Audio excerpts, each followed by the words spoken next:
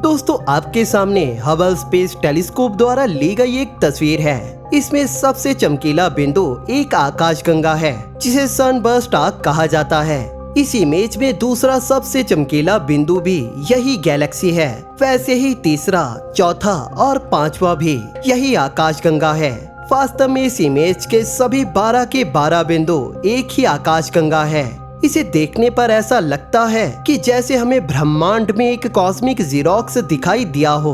आखिर एक ही आकाशगंगा की ये 12 कॉपीज हमें अंतरिक्ष में कैसे दिखाई दी और हम ऐसी और कितनी कॉपीज को हमारे ब्रह्मांड में देख सकते हैं, आइए जानते हैं। आइए इसकी शुरुआत रात के आसमान में लाइट चमकाकर करते हैं। आपको शायद ये जानकर हैरानी नहीं होगी कि अंतरिक्ष की ओर सीधी तरह से छोड़ी गई लाइट की किरणें कभी वापस पृथ्वी पर नहीं गिरती और नॉर्मल अर्थ कंडीशन में ऐसा ही होता है।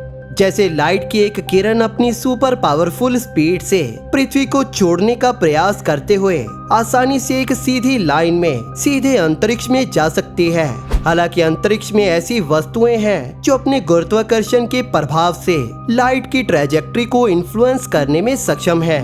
उदाहरण के लिए ब्लैक होल किसी तरह की लाइट को पूरी तरह से अब्सॉर्ब करने में सक्षम है, जबकि अन्य वस्तुएं लाइट के फ्लो को सिग्निफिकेंटली डिस्टॉर्ट करने में सक्षम है। दोस्तों कल्पना कीजिए कि आपकी खिड़की के बाहर एक स्ट्रीट लाइट की सीधी रोशनी आपकी आंखों में चमक रही है, जो आपको रात को सोने से रोक रही है। तो आप उठोगे और खिड़की को बंद कर दोगे, जिससे उस लाइट का फ्लो आपकी आंखों तक रुक जाएगा। हालांकि गैलेक्टिक लेवल पर भी यह सब कुछ एक सिमिलर तरीके से होता है। दोस्तों विशाल स्पेस बॉडीज लाइट की रेस को मोड़ सकती हैं, जिससे लाइट की इंटेंसिटी उनके पीछे लंबी दूरी तक बढ़ जाती है।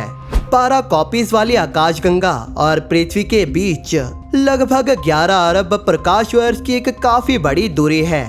दोस्तों सबसे महत्वपूर्ण बात ये है कि 11 अरब प्रकाश वर्ष की दूरी का यह विशाल एरिया बिल्कुल भी खाली नहीं है। अंतरिक्ष का यह एरिया गैलेक्सीज के क्लस्टर से भरा है और जो इतने विशाल हैं कि वे अपने ग्रेविटेशनल फील्ड के साथ लाइट की रेस की ट्रैजेक्टरी को बदलने में सक्षम है। लाइट के फोटोन की तेज गति के कारण लाइट की रे नहीं गिरती। एक आउटसाइड ऑब्जर्वर के लिए यह ऐसा होगा जैसे कि लाइट केवल एक विशाल वस्तु की ओर झुक रही है या उसके चारों ओर घूमती जा रही है। दोस्तों फिजिक्स में इस प्रोसेस को ग्रेविटेशनल लेंसिंग कहा जाता है। इसका मतलब ये है कि मैसिव ऑब्जेक्ट इलेक्ट्रोमैग्नेटिक रेडिएशन को उसी तरह मोड़ सकते हैं जैसे साधारण लेंसेज लाइट की रेस को। वहीं ऑप्टिकल लेंस के विपरीत ग्रेविटी थोड़ा अलग तरह से काम करती है। ग्रेविटी लाइट पर अधिक प्रभाव डालती है जो उस वस्तु के केंद्र के करीब से गुजरती है और उससे दूर से गुजरने वाली रेस पर कम प्रभाव डालती है। सनबर्स्ट आर्क गैलेक्सी के मामले में लाइट तुरंत कई दिशाओं में मुड़ी हुई है। इसके कारण 4 मेन आर्क्स की फॉर्मेशन होती है, 3 राइट कॉर्नर में और एक इमेज के निचले लेफ्ट कॉर्नर में। इन आर्क्स की बदौलत ही पृथ्वी के वैज्ञानिक इस एक आकाशगंगा की 12 कॉपीज को देख सकते हैं। हालांकि इसके कई डुप्लीकेट्स ओरिजिनल की तुलना में 10 से 30 गुना अधिक चमकदार हैं और ये आकाशगंगा भी अपने आप में काफी ज्यादा डल है, जो उसके अध्ययन को काफी कॉम्प्लिकेटेड बना देती है। हालांकि कॉपी से हम इस आकाशगंगा के अंदर की वस्तुओं को केवल 520 प्रकाश वर्ष में फैली इस आकाशगंगा में देखने में सक्षम है, जो कि यूनिवर्सल स्केल पर बहुत छोटी है और हमारी मिल्की वे आकाशगंगा के डायमीटर से 203 गुना छोटी है। Sunburst arc Galaxy gravitational lensing से गुजरने वाली सबसे चमकीली आकाशगंगा है, लेकिन वास्तव में आज तक केवल खगोलविदों ने लगभग 100 ग्रेविटेशनल लेंसेज की खोज की है। दोस्तों इसका मतलब है कि यदि आप अभी एक दूरबीन लेते हैं और रात के आकाश को देखते हैं तो आप दूर की वस्तुओं की कई कॉपीज देख सकते हैं। एक आकाशगंगा के ग्रेविटेशनल लेंस के रूप में काम करने के लिए इसका मास कम से कम 1 ट्रिलियन के करीब होना चाहिए। हालांकि सितारों के लिए यह फिगर आकाशगंगा से बहुत छोटी है, लेकिन हमारी मिल्की वे आकाशगंगा ऐसे पर्पस के लिए सुटेबल है। इसका कुल मास लगभग 1.5 ट्रिलियन के करीब है। यानी कि हमारी आकाशगंगा के बाहर देखी गई लगभग कोई भी वस्तु टेरेस्ट्रियल टेलीस्कोप के लिए विजुअली स्प्लिट हो जाएगी। टेलीस्कोप के अलावा जब भी आप कुछ अपनी नग्न आंखों से रात के आसमान में देखते हैं तो अक्सर आपकी नग्न आंखें जिसे देखती हैं वो एक कॉपी ही रहती है। इसे इंग्लिश फिजिसिस्ट आर्थर एडिंगटन का एक्सपेरिमेंट प्रूव करता है, जिन्होंने अपने सहयोगी एल्बर्ट आइंस्टाइन को अविश्वसनीय रूप से लोकप्रिय बना दिया था। 1919 की शुरुआत में एडिंगटन ने बड़ी वस्तुओं के स्पेस को बेंड करने के बारे में आइंस्टाइन की थ्योरी को टेस्ट करने का फैसला किया। प्रिंसिप द्वीप पर एक सूर्य ग्रहण की ऑब्जर्वेशन करते हुए एडिंगटन ने पाया कि सूर्य के बगल में दिखाई देने वाले तारे का प्रकाश वास्तव में थोड़ा कर्व था और एक अलग पाथ पर जा रहा था, यानी कि वह तारा उस जगह पर नहीं था जहां वैज्ञानिकों ने उसकी लाइट की खोज की थी। इस प्रकार इसने इस मामले पर आइंस्टाइन की सभी प्रेडिक्शन की कंफर्मेशन की, जिससे उन्हें विश्व प्रसिद्धि मिली। आज हमें दो प्रकार की ग्रेविटेशनल लेंसिंग के बारे में पता है, एक है आइंस्टाइन रिंग और दूसरी है आइंस्टाइन क्रॉस। यदि किसी दूर की वस्तु का प्रकाश एक कॉम्पैक्ट गैलेक्सी के माध्यम से ऑब्जर्वर तक पहुंचता है और यह पृथ्वी और लाइट के सोर्स के बीच एक ही लाइन पर मौजूद है, तो वह वस्तु विजुअली बढ़ जाती है, यानी कि थोड़ी बड़ी दिखाई देती है और एक बिंदु से एक सर्कल में बदल जाती है जो कि एक रिंग है। और यदि प्रकाश एक स्पाइरल गैलेक्सी के माध्यम से गुजरता है तो हमें आइंस्टाइन का क्रॉस दिखेगा।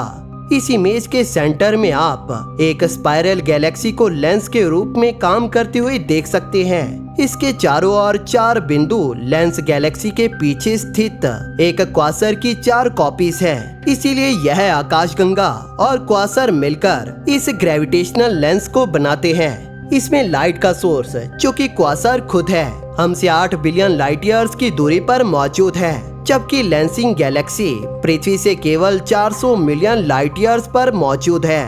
हमारी मिल्की वे आकाशगंगा भी एक स्पाइरल गैलेक्सी है, इसीलिए जब प्रकाश की किरणें इससे गुजरती हैं, तो वे एक क्रॉस की इमेज बनाने के लिए डिफ्लेक्ट हो जाती हैं। कुछ अन्य बड़े पिंड इतने बड़े नहीं हैं कि उन्हें एक मैसिव ग्रेविटेशनल लेंस का दर्जा मिल सके, तो वो केवल माइक्रो लेंसिंग का कारण बन सकते हैं। इस मामले में लाइट की कॉपीज नहीं बनती, केवल शॉर्ट टर्म लाइट फ्लैशेस बनती हैं, जिन्हें स्पेशल डिवाइसेस द्वारा पहचाना जा सकता है। ये ध्यान देने योग्य है कि ग्रेविटेशनल लेंसेज की एग्जिस्टेंस केवल जर्नल थ्योरी ऑफ रिलेटिविटी की पुष्टि करती है, जिसके अनुसार न केवल लाइट ही कर्व हो सकती है बल्कि खुद स्पेस टाइम भी कर्व हो सकता है। आइंस्टाइन स्पेस टाइम के एक तरह के कपड़े के तरह होने के आइडिया को उठाने वाले पहले व्यक्ति थे। Super massive galaxies, black holes, stars और ग्रह इस स्पेस फैब्रिक को डिस्टॉर्ट कर सकते हैं। यही कारण है जिससे ग्रेविटी काम करती है। किसी कपड़े को कसकर खींचने की कोशिश करें और उस पर एक भारी वस्तु रखें, फिर कपड़े पर एक पिंग पोंग बॉल को उछालें और वो गेंद कपड़े के कर्व के साथ भारी केंद्र के चारों ओर घूमना शुरू कर देगी।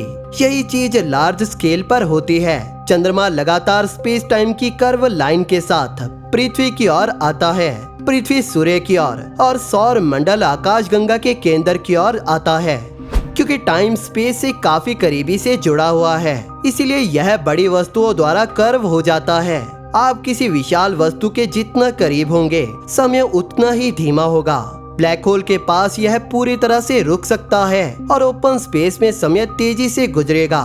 ग्रेविटेशनल लेंसेज का शायद सबसे महत्वपूर्ण लाभ ये है कि लाइट को डिस्टॉर्ट करने वाली सुपर मैसिव गैलेक्सी से हम डिम डिस्टेंट ऑब्जेक्ट्स को ऑब्जर्व कर सकते हैं और अब तक यह एकमात्र संभव तरीका है। यहाँ तक कि अपने कम मास के बावजूद हमारा सूर्य भी ग्रेविटेशनल लेंस के रूप में काम कर सकता है।